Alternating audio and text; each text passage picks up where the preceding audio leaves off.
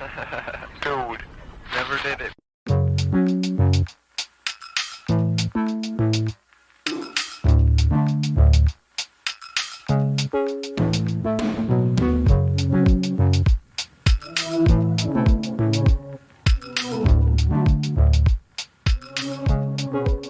Welcome back to Never Did It.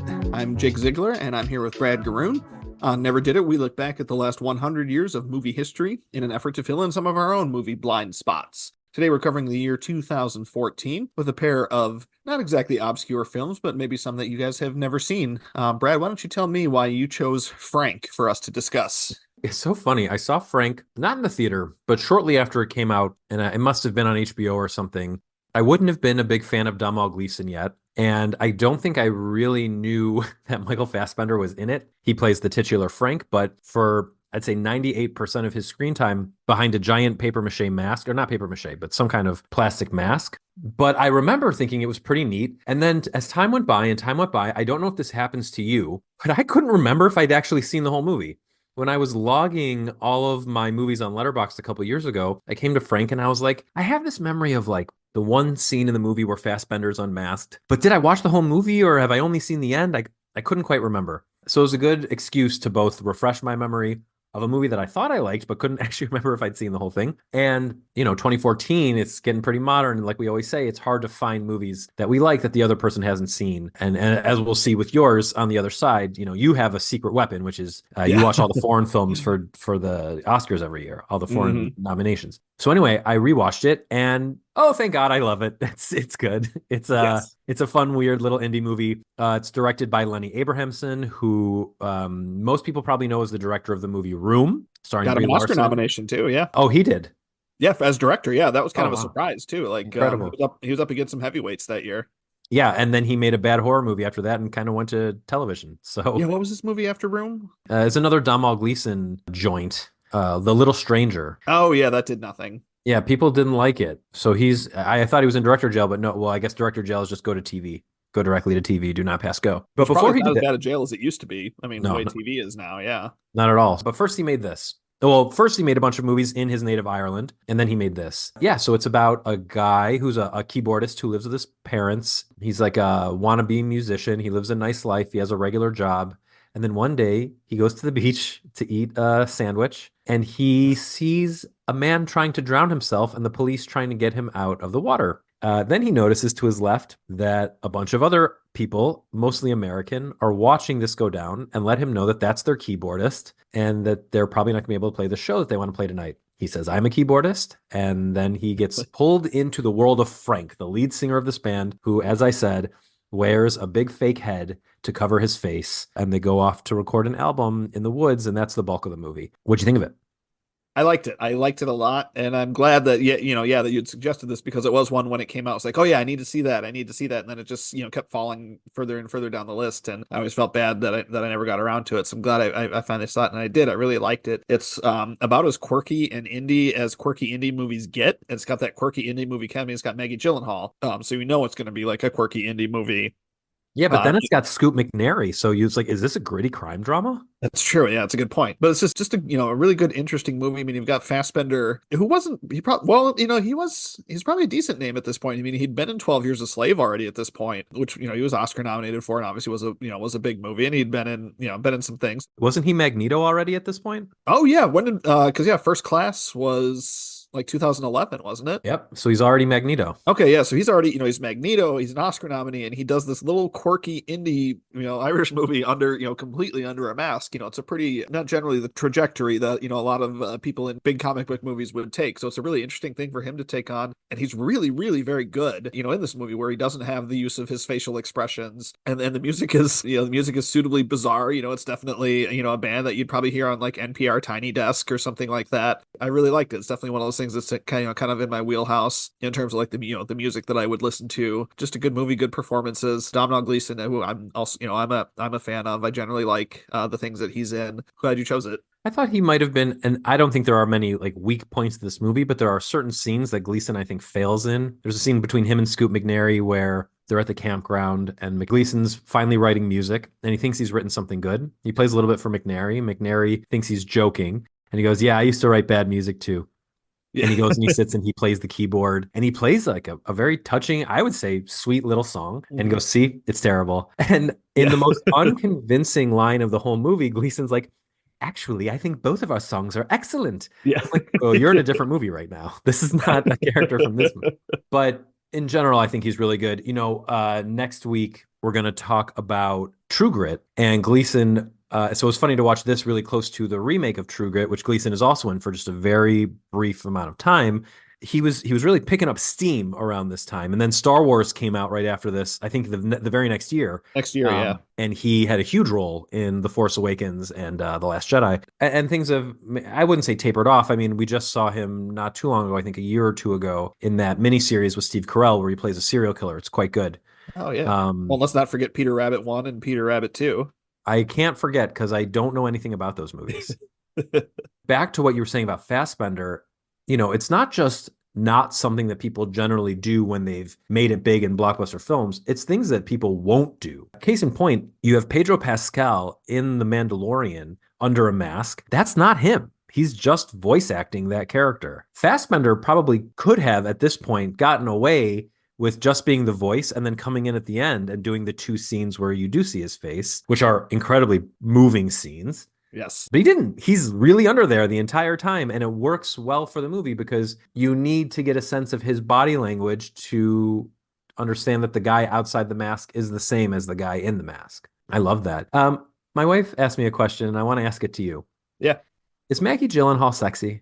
Sometimes, yes. So I don't want to spend a lot of time objectifying Maggie Gyllenhaal, but she definitely plays characters who are meant to be sexy, right? Like we know about Secretary. We've seen Secretary. I've seen Secretary. Yes. Yep, I've seen it. Yep. That is a sex movie. Yeah. And she's at the forefront of it. And now granted, I would say James Spader is a good alternate for her. And not now James Spader, not fat James. Yeah. Like 2002 James Spader. 2002 James Spader. Yeah. So that I found totally believable. And I found all of her like sex appeal in this movie believable.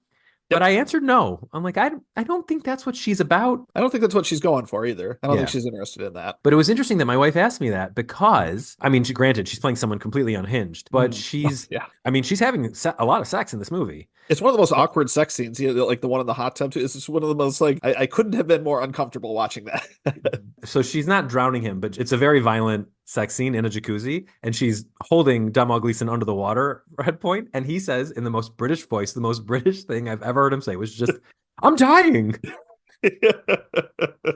There's a lot of like pretty funny lines. I do like that every threat she makes in the movie, she backs up, and in that way, this reminded me a lot of early Wes Anderson. Oh, okay.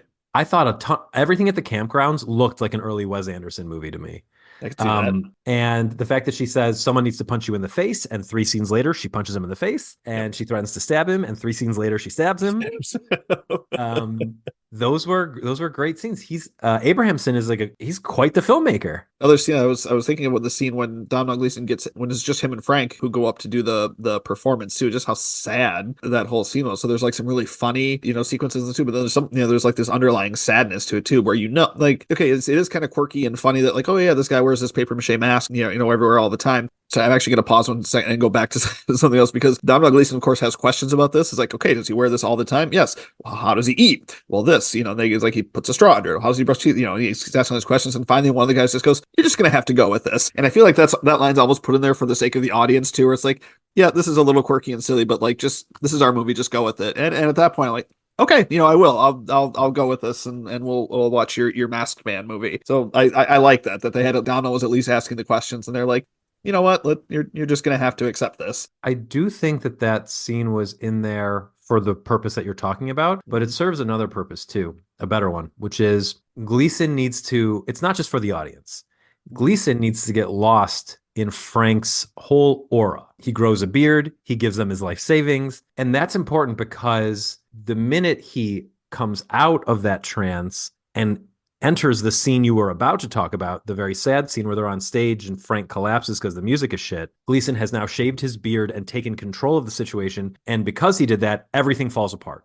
Yep. Now, what would have been? They would never have been famous. They would have been this obscure little thing with 20,000 fans on YouTube, and they would have said no to South by Southwest, but they would have been making the music they wanted to make. And that's exemplified by, spoiler alert for a 10-year-old movie, fast forward a little bit if you don't want to know about it, because I do think you should watch it. At the end of the movie, they find happiness singing without Domhnall Gleeson in a bar, and no one's paying attention to them. And that scene between Domhnall Gleeson and Scoot McNairy staring at the river, that informs the trajectory of the rest of the movie. Will he or will he not just go with it? Yeah, that's true. I mean, and eventually, but I love that he walks away from it at the end too. It's like, okay, the original band is back together. It's like this doesn't need me, and this isn't, this isn't about me, and this is not my thing.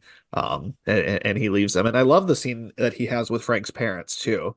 I thought that really kind of sealed the movie for me too, because there's not, obviously Frank's not, he's got a mental illness, but there's not some like big long stories like, oh, well, when he was 7, this happened, and then the parents were just like, he's got a mental illness, like that's just it. There's no like big grand story to it. It's like, this is it, and the dad just made him a mask one time, and wishes he hadn't done it. It's just this really short scene with the parents, but the parents play it really well, and I just think it's really well done. It informs a couple other scenes in the movie too. First off, I agree with that completely. In their very short time on screen, they do a great job. There's nothing big about their performances. It's kind of perfunctory, but they're sweet and they get the point across. There's another scene between Scoot McNairy and Domhnall Gleeson earlier in the movie where twice McNairy says he wishes he could be Frank, and he knows Gleason's going to wish he could be Frank. And what torture must he have gone through to be stuck in the mask? And that's what makes the music so great. And then McNairy, big spoiler for the movie, ends up committing suicide. And then you find out that he was the previous keyboard player for the band, but stopped making music because he couldn't be Frank because he wasn't tortured enough. But then it turns out he was the tortured one. He was the one with all of the demons, and he was a great musician, but he had the wrong perception of Frank. He had this cult leader perception of Frank. And also Frank is not really perpetrating it as much as everyone is projecting it onto him. And then at the end of the movie, it's what helps Gleeson realize that he doesn't need them. In fact, maybe he's not a musician anymore when the movie's over, because he's not good. His songs are bad. Girl with the blue dress. Do you know the girl with the red dress? Girl with the red dress. What's in your bag? Those are bad lyrics. But you know what's not bad? I thought the song that Frank sings at the end of the movie, I Love You All. I love it too. I think it's really good. Yeah. And it's a bit of a bummer that the soundtrack only has the actual songs and clips of songs that are in the movie. Like the Maggie Gyllenhaal song about wanting a lighthouse keeper, that's there, but it's just like it is in the movie. Oh. I wish they had made a real album, but it's probably a lot to ask of a small indie film. Also true, yeah. But yeah, I would love to have that too. I think that would have been cool. Yeah. So that's Frank. Cool film, yeah. Frank. Really dig it. Talk about the movie you gave me. I gave you a film called Leviathan. As you mentioned earlier, I do and have been watching all of the best foreign film, as it was called, is now called best international film nominees. Leviathan was a nominee this year. It's from Russia. I thought it was the strongest nominee that year. I think it was a really underseen, kind of undervalued movie that I think is really great. It's similar to another movie that we love that we'll talk about shortly. And when I was looking at my movies of 2014, it ranks really highly on my list, and it seemed like the best choice to give you. Who did it lose the Oscar to? The film it lost to is called Ida. It's from Poland. Is very good as well. Yeah, people love that movie. Yeah, it's very good. It also is I think it's in my top 20 also for that year. But yeah, so I like Leviathan a lot. And so this movie was made by Andrey how am I going to say this? Andrey Zvyagintsev. Andrey Z. Yeah. Yep. This is his most well-known movie. This movie has an interesting backstory in that a third of the film was financed by the Ministry of Culture. And anyone who sees this movie will come out of it thinking, I can't believe Russia helped finance this movie that makes Russians look like idiots and monsters, and makes the Church of Russia look like a bulldozing, out-of-control wrecking ball, the Orthodox Church of Russia, Russian Orthodox Church. But it's wild. A guy who lives he owns a auto body shop on the coast in this small fishing town, and the mayor of the town wants it for his own designs. We don't find out what they are until the end of the movie. He'll do anything to get this guy out of there, and this guy is not exactly the most likable fella. He's an alcoholic, abusive husband and father. He's brought in his old army buddy, who's a lawyer now in Moscow, to help him fight the mayor. And this guy is very competent, this friend. But because everyone is bad in this movie, they make the wrong decision at every turn, and things go bad for everyone, except for the very worst person in the movie. Things go fine for him, which is a real bummer.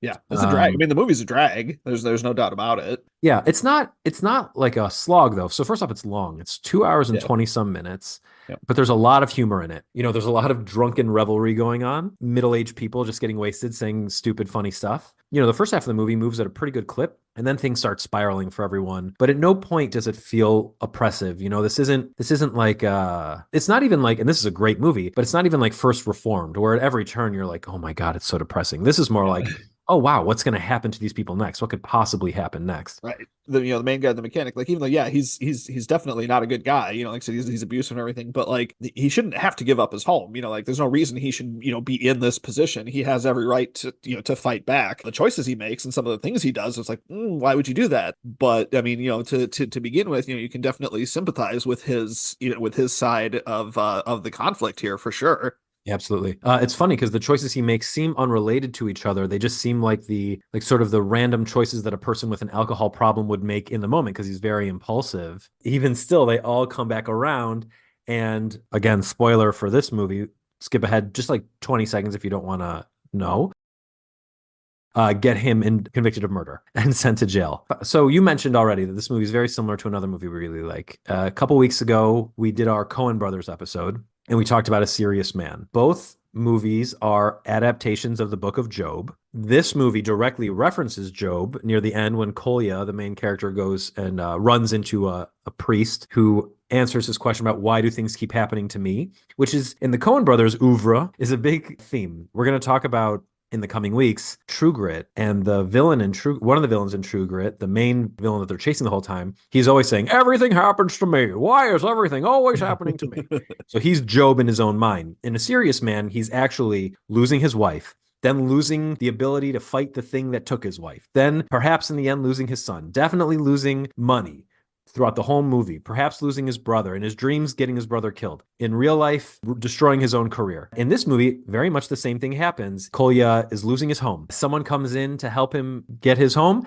but ends up making him lose his wife. Then the thing that made him lose his wife because of what Kolya does in retaliation scatters off, but that thing was supposed to help him keep his home or maybe get some money for his home. No dice. But his relationship with his wife is ruined, which eventually ruins his freedom. They're very, very similar. He has idiot friends. The neighbors are dumb. They're useless. They're working against him in the end. I was astonished by how similar they were and how little flexibility there is in telling the story of Job, which is a depressing story to begin with. Yeah, everything goes wrong for him, every chance he gets. And that scene, especially, I like that they skipped over certain, but you said it's a lengthy movie. It is 2 hours, 21 minutes, but there's a scene that I liked that they didn't show, which I thought was great that they didn't show. And you're nodding along, so I think you know exactly where I'm going. It's the scene where they have the party. Yep. Where they're shooting the guns and everything. And then the kid, one of the kids comes back and he goes, hey, your friend, what's his name? Dimitri. So, Dimitri is, choking Lilia, he's choking her. Of course, the adults know exactly what that means right away. And he, Kolya, he runs off. And of course, we know exactly what's going on. And then the next scene, you just see everyone's faces are, there was obviously violence, a fight there. But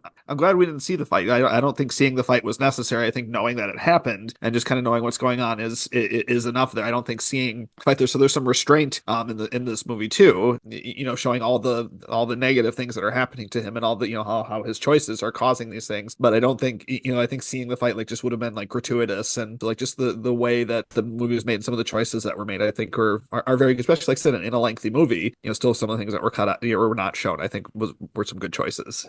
For sure. Well, that's not the only scene that they chose not to show. You know what? At this point, everything's spoilers. But there's spoilers for sort of the setup to the movie. When Lilia has her affair with Dimi, we don't see that happen either. We see her walk into his room, and then we see what happens afterwards. And this is all happening while Kolya is being held in jail because the city's out to get him so they can steal his house. The only act of violence we really see is when Dimi is beaten up by the mayor's thugs. And even that is shown from very far away. And it's not graphic or anything. It's not Casino where, they're beating the guy with baseball bats or anything. I mean, it's pretty tame, given that it's a thug beatdown. Right. And it's funny how one thing leads to another because the mayor didn't want any marks to be visible on Dimi, but Kolya has already beaten up Dimi. And when so the mayor asks his thugs, why did you punch him in the face? Which is really funny because it immediately neuters the mayor who's about to threaten to kill Kolya. And he won't, because why would he be concerned about bruises on his face if he was going to kill him anyway? I mean, the mayor at every turn is neutered because he's such an ineffectual piece of garbage. What a great performance. Oh, man, that guy's incredible. Yeah. So let's talk a little bit about how anti-Russia this movie is. because it's wild. So this came out in 2014, which was the beginning of Russian aggression against Ukraine, which was the beginning of the end of freedom of speech in Russia in the post-Soviet era. The mayor has a picture of Putin in his office, so we know that this goofball is aligned with Putin. Later at the picnic you mentioned, their friend, who's just like sort of just a dirtbag friend, he has an AK-47 and he shoots all of the glass bottle targets. So there's no more targets left. So he goes into his car and pulls out pictures of former Soviet leaders to shoot. And I was blown away by this. This movie was made in Russia with Russian money, showing Russians being drunken, corrupt, without a single sympathetic character in sight. Not one. Maybe Demi, but he ruins a marriage. Yeah, I mean, he's still into his friend's marriage too, not Right. just anybody's marriage, like his best friend. His best friend. Maybe Roma, but then it's sort of suggested that Roma may have killed his stepmother. That was my takeaway. There's no answer given, but I don't think Kolya killed Lilia. I think if you need an answer to that, Roma likely killed Lilia. So there's no one to root for. And yet this movie gets made then, and then they change the laws in Russia about what can happen with a movie that gets money from the Ministry of Culture, which is pretty wild. In 2024, I have no idea how I don't think anything like this gets made. I think something like this gets you thrown in jail at this point. Well, probably. I don't think anyone would even, I can't imagine anyone would even attempt to do it at this point. I mean, I wouldn't, Right. No way. And the performances are amazing across the board. I don't know any of these guys. I know the guy who played Kolya is in some American films. He was in Mr. Nobody, the Bob Odenkirk movie that came out. Oh, yeah. But I don't think he had a big role. There's no English in this movie whatsoever. It's a very, very Russian movie, and it's shot beautifully. There's the titular some of the cinematography is just incredible here. Amazing. And that is sort of a big part of the reason why we're supposed to be worried about the house, because they live in this idyllic place. The infrastructure all over the place is disgusting. The bus that takes Lilia to her job is run down and nasty. The place where she works is like a tin shack. They live fish all day. It's just gross. Gnarly. But where they live is this nice house that Kolya built on the water next to the titular Leviathan, or the symbolic Leviathan, a mammoth whale skeleton that is sort of and the priest sort of gets into this later. What happens when you try to use a fish hook to catch the Leviathan? What happens when you try to control your destiny? Your destiny will take you where it wants to go.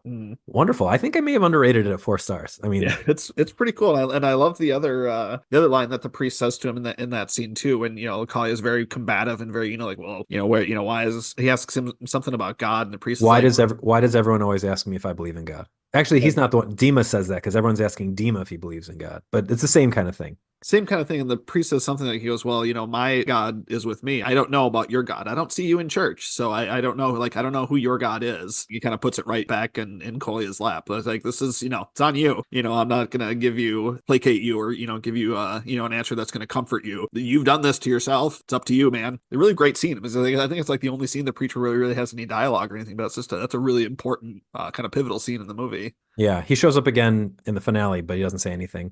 Right. In an upcoming episode, we talk about the Passion of Joan of Arc, and a special guest mentions, movies that are anti-church without being anti-religion. And I think this falls under that category. This movie is very clearly an indictment of the ruthless ambition of the Russian Orthodox Church, but also suggests that people without a moral compass, which you can get through religion, are doomed. And I find that very interesting. It's interesting in the movie that we talk about for our big 50th episode coming up, and it's interesting in this. I'm really glad you recommended it, because I would never look at a 2.5-hour modern Russian film and think, I'm on it, bro. Yeah. But I was a little nervous too. I was somewhat confident, but I was a little nervous. Like you said, 2.5-hour Russian movie is a bit of a hard sell, and I hadn't seen it probably since it came out either too. So I was a little worried how well it would hold up. But yeah, having watched it again, I think it's really strong. Still very good. Yeah, totally holds up. It is slow, but not painfully slow. It's not a Tarkovsky movie. I mean, it moves faster than that. No, it's slow, but the payoff, when you get to the end, it's like it was worth the journey.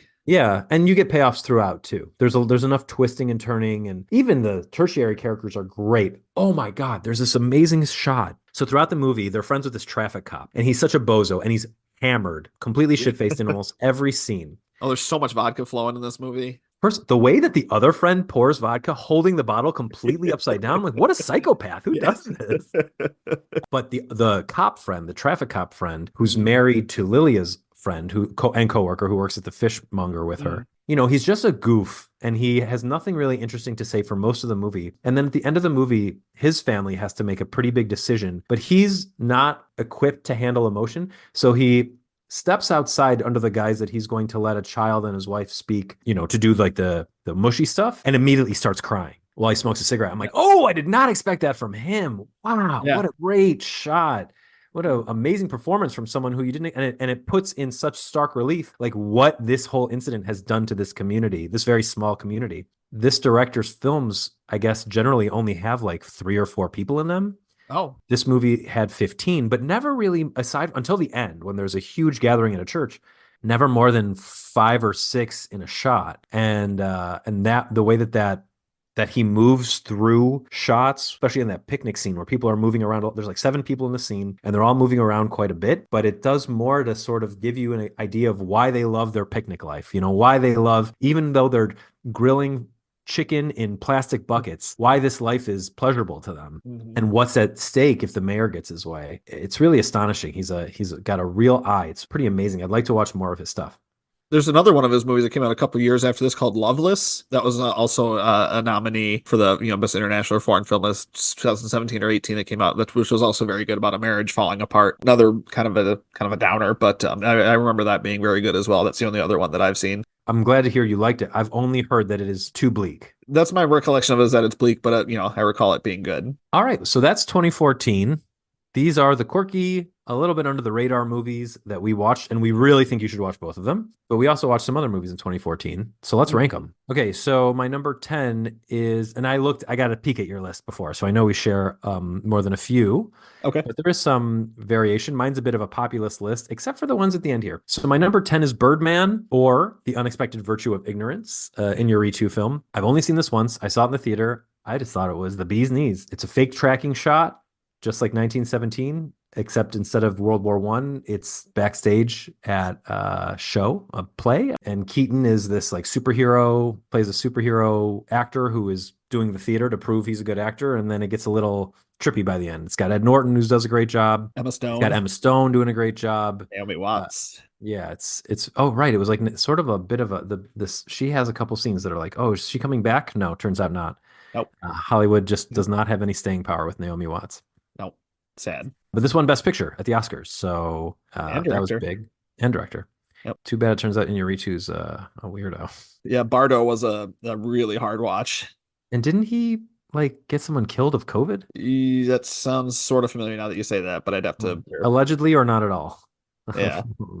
My number 9 is one that's definitely not on your list because it never was in theaters, and it's technically part of a TV show, but it is a feature-length film, and it's Black Mirror's White Christmas. I've seen that one. Oh, good. So my wife watches that show and she's like, you would really like this episode. So I know what you're talking about. Yeah, that's cool. I'm really glad you've seen it. So this is John Hamm, Rafe Spall, and Una Chaplin. Una Chaplin, who you probably would know, you being the audience would probably know from Game of Thrones. John Hamm, who you know because you're not living under a rock. And Rafe Spall, who's like a character actor who shows up in a ton of British stuff. And it's a sci-fi dystopian movie about a guy who gets trapped in a cyber prison for a million years. It has one of the most panic-inducing endings of anything I've ever seen. I really hate the ending, but in a way that I like. Black Mirror, I haven't watched the more recent season where everything is feature-length. This was their first feature-length episode, and I think it's their best. My number 8 is Captain America Winter Soldier. I just think it's like probably I'm almost certain it's in my top 5 Marvel movies back when Marvel was good. This was sort of like the we're gonna do this with Marvel, we're gonna do like twists and turns and interesting things, and freaking Robert Redford's gonna end his career doing this. What an interesting being awesome in it too. Like he's great. Yeah, he's great. And Samuel L. Jackson actually gets to like do something in these movies for a change. And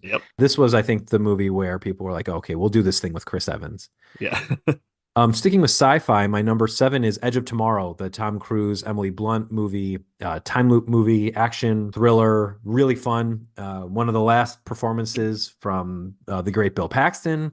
That hurts. Yeah, it hurts. Directed by Doug Liman. I think it might have been the last good Doug Liman movie, although I haven't watched his new Roadhouse yet, which I hear is fun. Yeah. And it's got the Jilly in it, so got to check that out. We love Jake Gyllenhaal on this podcast, which will come back in a minute. But first, my number 6 is What We Do in the Shadows. Back when Taika Waititi was good, he made this really funny movie, which then blossomed into an even funnier and better television program, which is what I named my cat after. It stars Taika himself and also Jermaine Clement, and also Rhys Darby in a very, very funny cameo as a werewolf. Number 5 is The Grand Budapest Hotel, considered by many to be Wes Anderson's best movie. I don't think so. I'm a Moonrise Kingdom guy, but clearly big fan of this too. This is the one where he he didn't win an Oscar.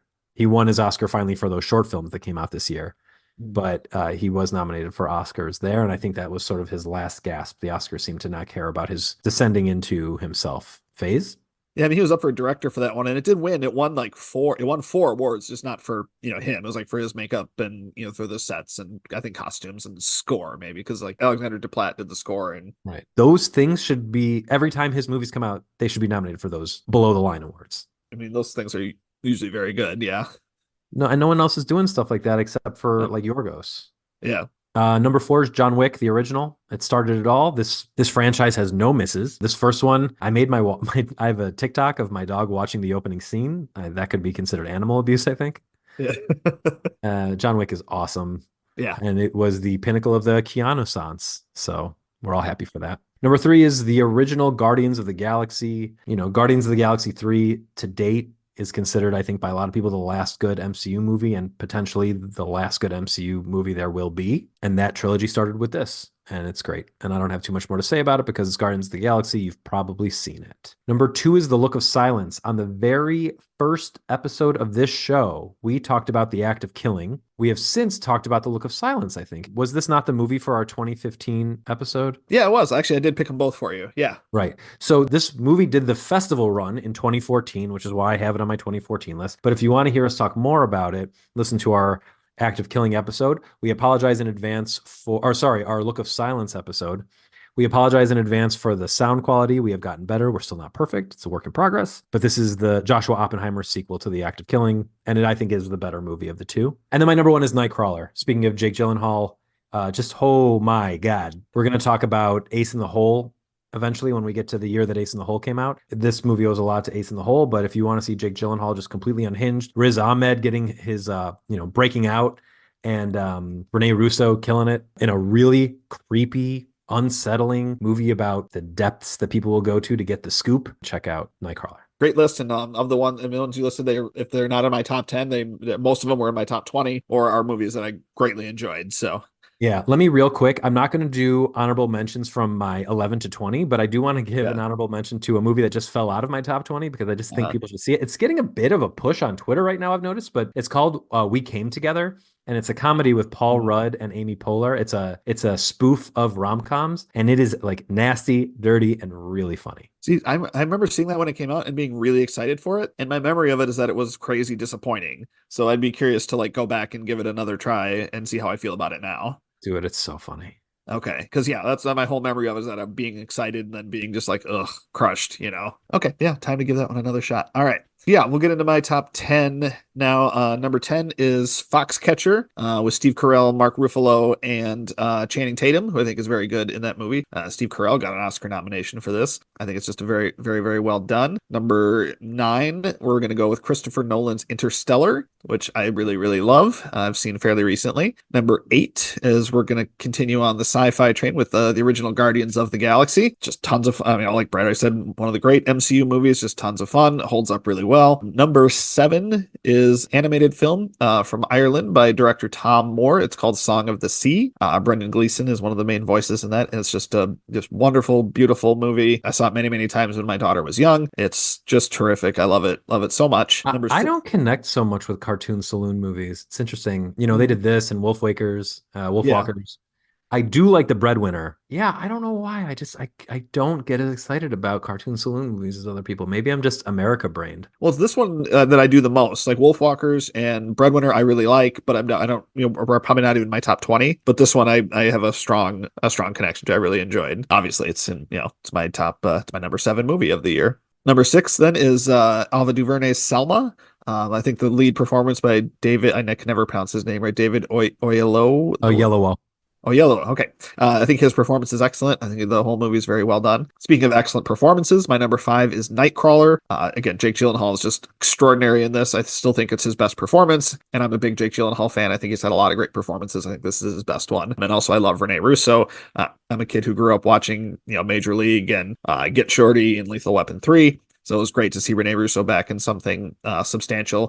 My number 4 is a film we discussed at great length today. It is Leviathan. Number 3, another movie that was mentioned a little bit ago, is Birdman. Just love Keaton's performance in this. He's just really going for it. My number 2 is a film that gives me panic attacks thinking about certain parts, is Whiplash. With, I think, one of the all-time great supporting performances from J.K. Simmons. I just think of him in his tight black t-shirt and Not My Tempo. I'm just, I just get like, yeah, it gives me anxiety just to think about. And then my number 1 film is Richard Linklater's Boyhood, which I just think is wonderful. Boyhood, filmed over 12 years, shows the growth of its star, whose name I don't know because he's... Eller Coltrane. What is it, Coltrane? Eller. It's like Eller Coltrane. Coltrane. Like Eller, yeah. Yeah, I thought he'd blow up more after that than he did. He's in some stuff, but not a lot.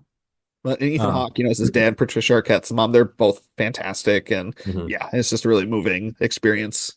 So that's going to do it for Never Did It for 2014. If you want to know what is coming out next week, go to our Letterboxd profile. You can find me at Brad Garoon on Letterboxd. I think, Jake, you're Jake Ziegler on Letterboxd. Yep, it's Jake_Ziegler. And both of us have pinned to our profiles our Never Did It podcast list. You could also just search for the Never Did It podcast list. And the 2 movies that will be discussed on next week's episode are always at the top of that list. We have a Facebook page now as well. You can check that out at facebook.com/Never Did It podcast. I'll be posting on that with new episodes and just fun updates from time to time about what we're watching and what's coming up. So check that out. And thank you for joining us for Never Did It.